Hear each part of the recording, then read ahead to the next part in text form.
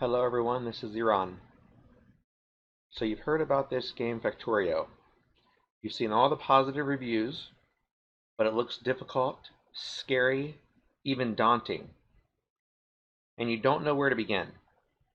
Well, I'm here to make your life a little bit easier by sharing with you a few tips that'll help get you started.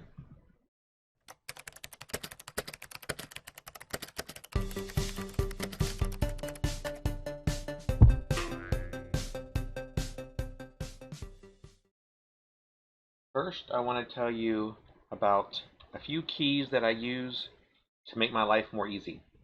The first one is a simple one push and you're done pretty much for the rest of the game. It's your Alt key. You push your Alt key one time and it turns on to allow you to see what recipes you have in all of your machines. So I'm going to push the Alt key. Now you can see in this furnace there's copper, in this furnace there's iron. This machine has a recipe in it, and this machine has a recipe in it. And I push Alt again, those recipes go away. Simple as that. Push Alt one time when you start your game, and then those will stay on. You'll be able to see what's in your machines. Makes your life a lot easier. The second key I want to talk about is the Q key. If you hover over any item that you have on the ground and you push your Q key, as long as you have that item in your inventory, it will make another copy of the item for you to hold in your hands. Okay, so if I hover over this machine and I push Q, now I have that machine in my hand so that I can place it without having to go into my inventory and pull it out. Same thing with furnaces, inserters, anything that you have in your inventory. If you want to pick it up, if I'm making belts and I'm way over here and I need a machine, I don't feel like opening up my inventory, I can just push it over here, hit Q, and then it puts it in my hand. Simple. It works with anything that you have down. Furnaces, power poles. So that's very simple and easy. Q key. Or you can open your inventory up, find the item you want, click on it, bring it out here. Q key just saves you a lot of time. So I would recommend using the Q key. And the other key that I want to recommend is the R key. R key rotates. If you have an item that's on the ground and you push R when you're hovering over it, it'll rotate it. It works with inserters, it works with belts, it works with machines, drills, anything you're placing down. If you have a belt in your hand and you push the R button before you lay it down, it'll flip it as well.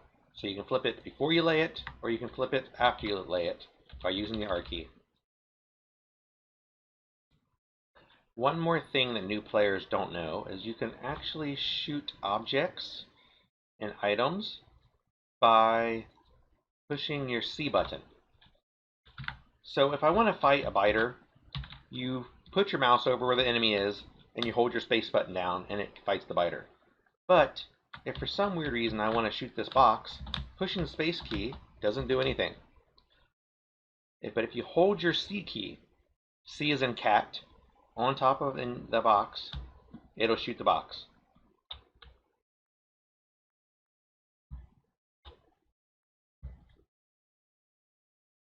Just like that.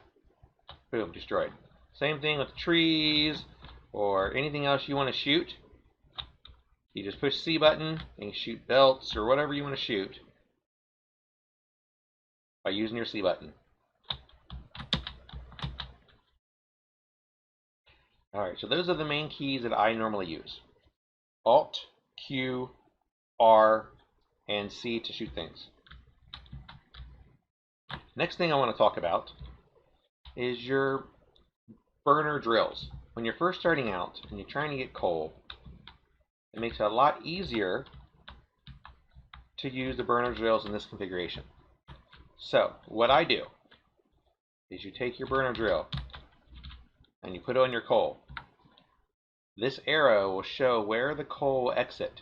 So if you rotate it, you can have the coal exiting anywhere you want. So you could take your box, set it down, go into your burner drill, put some coal in there, and now it's drilling and it's putting the coal into the box. That's fine, that works. But what happens is when this coal all runs out and you have no coal left in this machine, it stops mining. Then you're left, you have to come all the way back, refill your machine, and it's a pain in the butt. So, what you can do is you can take two machines, put their inputs and outputs facing each other, put one coal in the first machine, it'll start to drill. As soon as it releases its first coal into the other machine, it'll start to drill. And they'll continue to output their coal into the other machine. Now the machine burns coal at a slower rate than it drills coal, so you're getting more coal than you're using, and you're storing up the coal. Now they only have an internal storage of 50, so when they get to 50, they'll stop drilling. But you'll have 50 coal sitting there for you to pick up. So you can come by and pick up your coal whenever you need it. You can also chain this as long as you wanted to. You could have this machine going to that machine, going into that machine, going into that machine. Depends on how much coal you need. When you're starting out, two machines getting coal like this will be good. And then you can add a machine as you need to. The next little tip I want to give you is about getting stuff out of machines. You can click on a machine and just reach in and grab this coal and take it out. Or you can hold the control key and left click on the machine. It'll take everything that's in the machine out and put it in your inventory. So if I hold control and I push left click, I just took out all the coal. If I wanted to only take half of the items that are inside there, I can hold control and push right click, and that'll only take half. So right click will take half, left click will take all of it. Or you can go in and just manually pull off the coal. So you can just run by, hold control, hold left click, and just pick up all the coal in all the machines. Wonderful tip to know. Okay, on to another tip that I think you should know. It's over here. Your labs. Once you start researching stuff, you're going to have all these labs out, and you're going to be putting science packs into them and trying to research things. Well, a handy little thing is you can daisy chain your labs. And you can have them take one science pack from one lab and put it into another, into another, into another. Instead of having to figure out a way to feed each lab, you can just set up inserters going in between all the labs. So it'll look like this. It'll take it, it'll put it in the first lab, it'll go to the second, third, fourth, and it'll continue doing that. But I would highly recommend not going more than 5 links at a time, because the longer you go, you're eventually going to be using the science packs quicker than you can transport them, and so you're just going to be shuffling packs around and not really doing any research. So daisy chaining your labs is a great way to get your science packs to get to all your labs. Okay, and that also works with all the different science packs, not just red packs. Any science pack that you have, it'll work with all the science packs. So see, there goes the green ones. See, now they have red and green in there. So it works with all the different science packs. Another helpful tip is shift right clicking and shift left clicking. It's your copy and paste. So let's say that this machine, I'm making red science packs. But I want to make a whole slew of them making red science packs. I can go into the machine, and I can, there we go. Okay. I can go into the machine, I can click on it, I can tell it, oh, I want it to make red science packs. Or I can shift right click and then shift left click, and then it will paste it. So again, shift right click and then shift left click. And it works the same with down here. Shift right click, shift left click. Copy and paste. That works on most recipes for most buildings. The really handy way to do that. So you just go in, change the recipe to, let's say, circuits now. Shift right click, shift left click, shift left click, shift left click, shift left click. Really simple. You can also hold it and just walk across and drag it, and it works. Copy and pasting.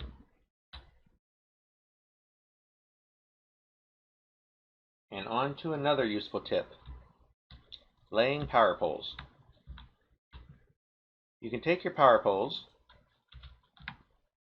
and you can put them down and put them down. You're like, oh great, those two power poles are not connected. That sucks. So then you put another power pole there, and you're basically wasting power poles. An easy way to lay your power poles, if you're trying to get the maximum distance, is to lay one with your left click button, hold left click, and then just walk. And they will stretch the maximum distance that they can stretch, and they'll drop them down. It works with all the sizes of power poles. If you have large power poles, you drop it down and you walk. It'll drop it the farthest distance that it can put it. So it's a nice, easy way to spread out your power poles in long distances if you're trying to do that. Another thing to note about power poles, if you put your mouse on it, there's a radius around it. If the item you're trying to power is not within that bluish box, then it's not getting power. So here's 3 different sizes of power poles. You have your small power poles, and there's your medium power poles, and you can see the radius is a little bit bigger for the medium power poles. But your items have to be within that blue box or they're not getting power. If you have a machine down here and you stick it here, it's not getting any power. So you just need to make sure that it's next to it so it'll get power.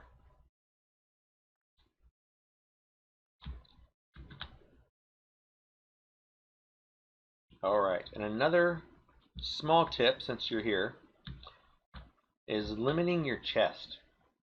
If you have a chest on here and it has all these slots, if you're producing materials and you're just putting them in there, but you don't really need this many spots, you can push this little X button here and then drag it up.